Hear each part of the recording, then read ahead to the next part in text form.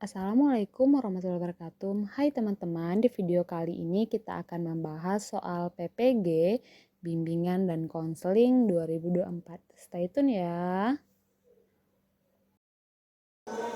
Baiklah Bapak Ibu, kita masuk soal nomor 1. Anda mengetahui ada seorang guru yang sering menggunakan kata-kata kasar dan berdampak buruk pada kepercayaan diri peserta didik.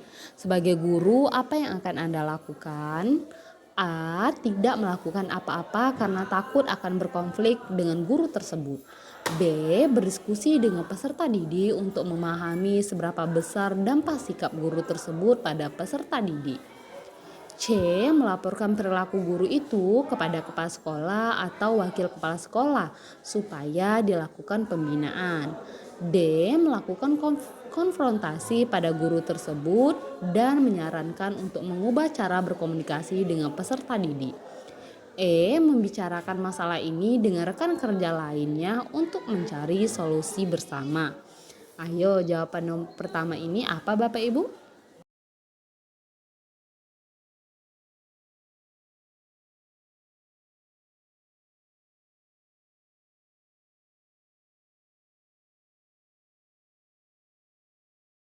Jawaban yang benar yaitu B. Membentuk kelompok-kelompok berdasarkan tingkat pemahaman mereka dan memberi bantuan tambahan kepada kelompok yang membutuhkannya.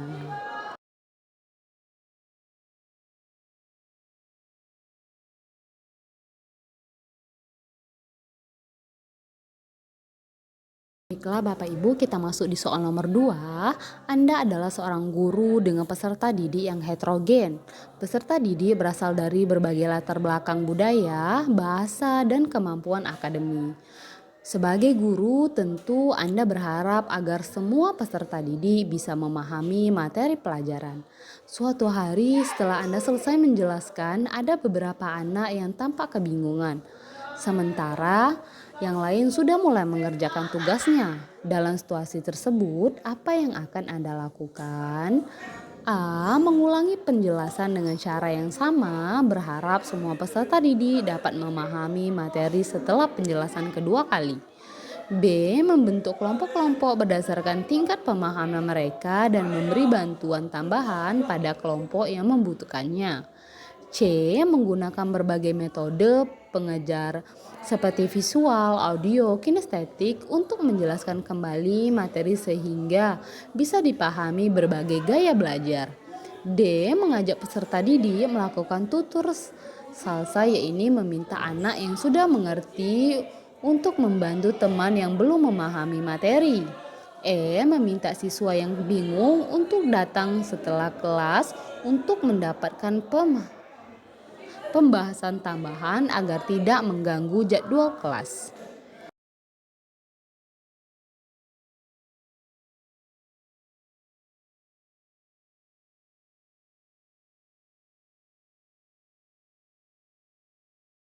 Jawaban yang benar yaitu B. Membentuk kelompok-kelompok berdasarkan tingkat pemahaman mereka dan memberi bantuan tambahan kepada kelompok yang membutuhkannya. Kita masuk soal nomor 3 Bapak Ibu. Lingkungan kerja di sekolah Anda terasa sangat penuh tekanan dalam 2 minggu ini. Beberapa guru mengeluh beban kerja yang meningkat namun kurang dukungan dari pihak administrasi. Dan munculnya masalah tentang perilaku mengganggu dari peserta didik. Bagaimana tindakan Anda menjaga lingkungan belajar yang positif, efektif bagi peserta didik dalam situasi seperti itu? A. Menyampaikan masalah tersebut dalam rapat guru untuk membuat solusi yang mungkin bisa dilakukan. B. Fokus pada kelas yang diajar saja dan tidak membicarakan masalah lebih luas. C. Mencari dukungan dari kolega yang lebih berpengalaman dalam menghadapi berbagai tekanan pekerjaan. D. Mencatat semua permasalahan yang muncul untuk didokumentasikan sekolah sebagai bahan evaluasi. E. Mengajukan cuti sementara untuk menghindari kelelahan dan menjaga kesehatan mental. Kira-kira jawaban yang benar apa Bapak Ibu?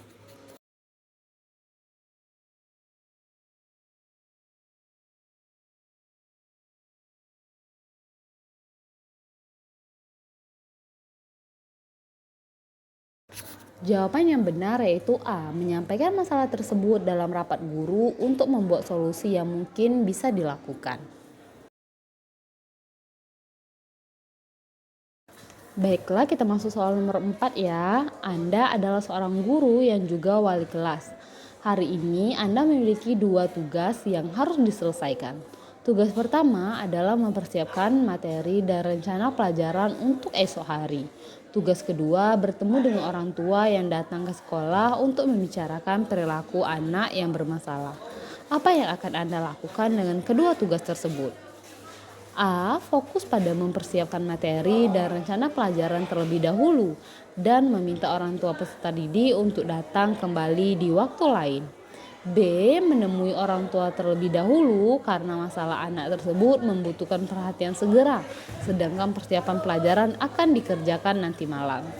C. Menemui orang tua untuk masalah peserta didik.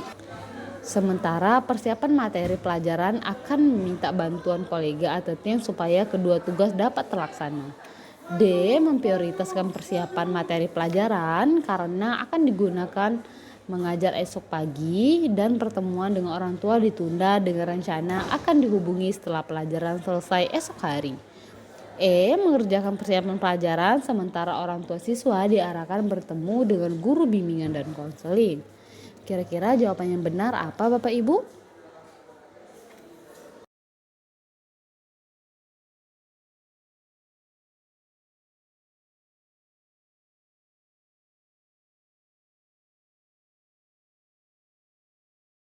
Jawaban yang benar yaitu C. Menemui orang tua untuk membahas masalah peserta didik sementara persiapan materi pelajaran akan meminta bantuan kolega atau tim teaching supaya kedua tugas dapat terlaksana.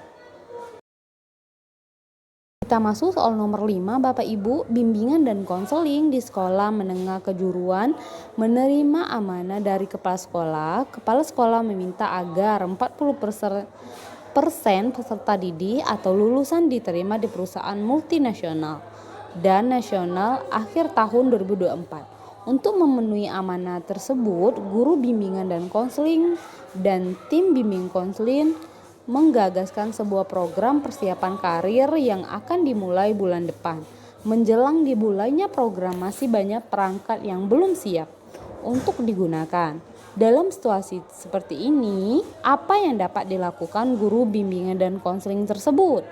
A. Memulai program sesuai jadwal untuk memastikan pelaksanaan tepat waktu. B. Berusaha menyempurnakan program tanpa memperhatikan tenggat waktu. C. Mengadakan koordinasi dengan tim BK untuk menentukan cara yang terbaik. Meningkatkan kualitas tanpa mengabaikan target waktu. D. Memulai pelaksanaan program dengan melakukan pengembangan dan perbaikan bertahap secara intensif. E. Melibatkan lebih banyak pihak agar program bisa terlaksana dengan baik.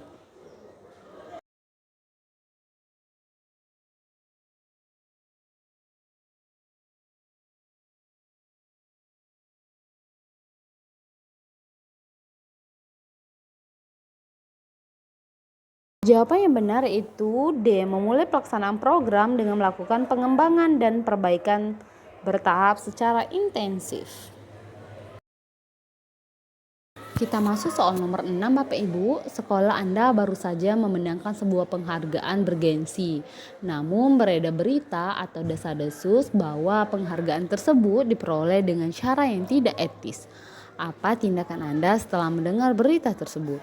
A. Menyampaikan berita tersebut kepada orang tua peserta didik dan mengajak menyelidiki sumber beritanya untuk menjaga transparansi. B. Mendiskusikan berita itu dengan kepala sekolah dan mencari klarifikasi atas kebenarannya. C. Mencari sumber desas-desus tersebut dan mendiskusikan dengan rekan-rekan guru agar beritanya tidak beredar lebih luas. D. Meredam desas-desus tersebut dengan berdiam diri, tidak menyebarkan terlebih dahulu lebih luas dan terus fokus pada pekerjaan. E. Mengkonfrontasikan rekan kerja yang menyebarkan desas-desus tersebut dan meminta mereka untuk berhenti.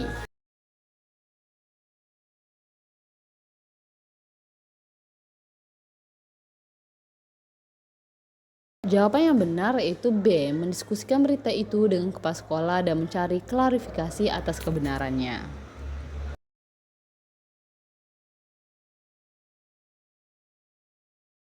Kita masuk soal nomor 7, Bapak Ibu. Di sebuah SMK sering terjadi pelanggaran tata tertib sekolah oleh peserta didik. Kepala sekolah menugaskan guru bimbing konseling memberikan sanksi pada peserta didik yang melanggar karena pimpinan dan warga sekolah menganggap penanganan pelanggaran tata tertib adalah tugas guru bimbing konseling. Untuk meluruskan anggapan yang keliru tersebut, maka tim BK berencana mengubah persepsi pimpinan dan warga sekolah dengan melibatkan berbagai pihak dalam penanganan kasus pelanggaran tata tertib. Dalam situasi semacam ini, tindakan kerja sama yang dapat dilakukan adalah A. Melibatkan tim kesiswaan dalam pengembangan prosedur pencegahan dan penanganan kasus pelanggaran tata tertib. B. Berkolaborasi dengan wali kelas untuk mensosialisasikan tata tertib sekolah secara intensif. C. Melibatkan paguyuban orang tua untuk mengawasi anak agar mematuhi tata tertib sekolah.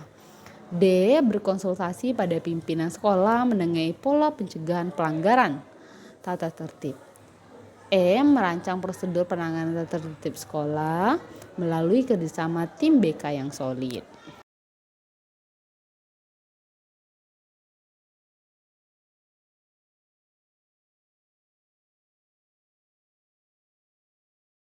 Jawaban yang benar yaitu D. Berkonsultasi pada pimpinan sekolah mengenai pola pencegahan pelanggaran tata tertib. Kita masuk soal nomor 8, Bapak Ibu. Beberapa orang peserta didik kelas 9 SMP yang memiliki potensi akademik sangat baik datang menemui guru bimbing konseling. Mereka menyampaikan dilema yang dihadapi dalam memilih antara SMA atau SMK. Orang tua mereka mendorong untuk memilih SMK agar cepat memperoleh pekerjaan. Sementara mereka ingin memilih SMA karena berencana melanjutkan pendidikan ke perguruan tinggi. Karena perbedaan pendapat tersebut, maka sering bersitegang dengan orang tua, sehingga menimbulkan relasi yang kurang harmonis. Dalam situasi semacam ini, respon positif dan layanan yang dapat dilakukan oleh guru bimbing konseling adalah A. Menjelaskan kepada peserta didik bahwa lulusan SMK juga dapat melanjutkan perguruan tinggi sambil bekerja agar dapat memenuhi harapan orang tua mereka. B. Menyelenggarakan layanan bimbingan kelompok untuk mengembangkan kemampuan pengambilan keputusan dan resolusi konflik bagi peserta didik tersebut. C. Membantu peserta didik melalui konseling kelompok agar dapat mengurangi intensitas konflik dengan orang tuanya dan menentukan pilihan karir. D. Membantu peserta didik melalui penyediaan media informasi sekolah lanjutan mengenai peluang lulusan SMK dan SMA. E. Mengundang orang tua peserta didik yang mengalami masalah tersebut untuk menjelaskan potensi akademik anak-anak mereka.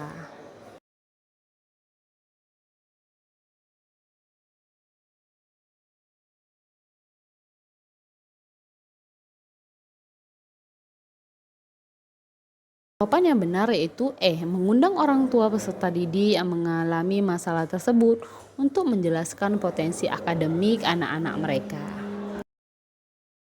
Kita masuk soal nomor 9, Bapak Ibu. Seorang peserta didik SMA kelas 7 diketahui sering menyampaikan komentar negatif dan mengundang unsur sara pada unggahan orang lain di media sosial. Guru bimbing konseling mengintervensi peserta didik tersebut melalui konflik individual. Dalam sesi konseling, guru BK bertanya lebih detail perihal perilaku konseling di sosial media. Konseling merupakan merespon dengan kalimat singkat berusaha menutupi dan menyangkal. Dalam situasi kontrol yang semacam itu, kalimat yang tepat disampaikan guru BK adalah A. Sebaiknya kamu menghindari kebiasaan tersebut karena akan merugikanmu, bukan? B. Coba pikirkan, kembali kebiasaanmu itu karena dapat menyebabkan masalah lain dalam hidupmu. C. Apakah kamu bermaksud mengatakan bahwa komentar yang kau unggah membuatmu merasa ada? D. Apakah dengan demikian kamu ingin menyampaikan kamu tidak bermaksud berkomentar negatif?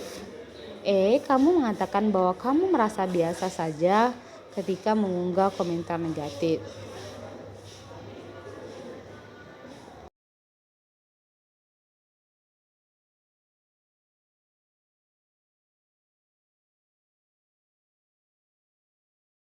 Jawaban yang benar yaitu D. Apakah dengan demikian kamu ingin menyampaikan kamu tidak bermaksud berkomentar negatif? Hasil asesmen kebutuhan peserta didik kelas 11 di sebuah sekolah menengah atas menunjukkan data bahwa 21% peserta didik mengalami progresasi, 19% peserta didik mengalami kecemasan, 18% menghadapi masalah rokok, dan 23% peserta didik mengalami kecanduan game online. 9% peserta didik mengalami fear of missing out dan sisanya berpotensi melakukan perundungan beberapa guru. Bidang studi mengharapkan adanya intervensi dari guru bimbing konseling, sementara sekolah belum menyediakan jam khusus BK dan belum menyediakan ruang khusus untuk konseling, baik konseling individual maupun konseling kelompok. Sebagai guru bimbingan konseling, jika Anda berada dalam situasi semacam ini, layanan yang perlu diprioritaskan adalah A. Layanan konseling kelompok pada masalah yang paling dominan. B. Layanan konseling kelompok di kelas yang ada ketika pulang sekolah. C. Layanan informasi mengenai penanganan masalah yang dihadapi peserta didik. D. Layanan bimbingan lintas kelas dengan melibatkan pimpinan sekolah dan wakil kelas. E. Layanan minim klasikal dengan meminta jam pada guru lain.